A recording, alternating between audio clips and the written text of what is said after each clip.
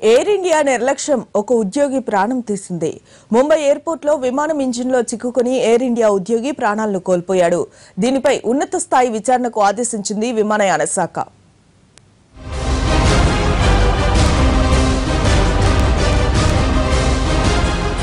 Air India అంటేనే నిలువెత్తు నిర్లక్ష్యానికి care of address.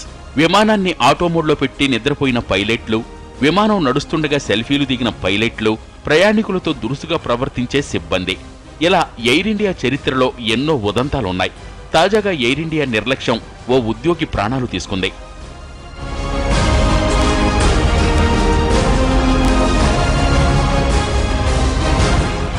Mumbai airport బుధవారం రాత్రి 9:30 గంటల సమయం.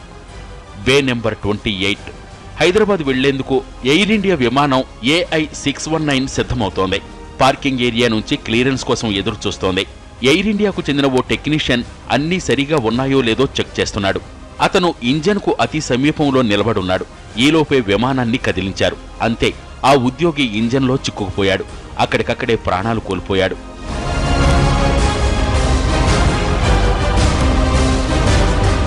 అన్ని చెకింగ్స్ పూర్తయిన తర్వాత, క్లియరెన్స్ వచ్చిన తర్వాతే విమానాన్ని ముందుకు కదిలించాలి.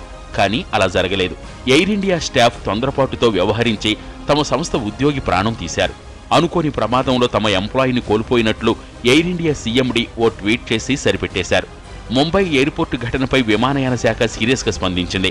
సమగ్ర దర్యాప్తు జరిపి నివేదిక ఇవ్వాలని director general of civil aviation అధికారులను ఆదేశించింది.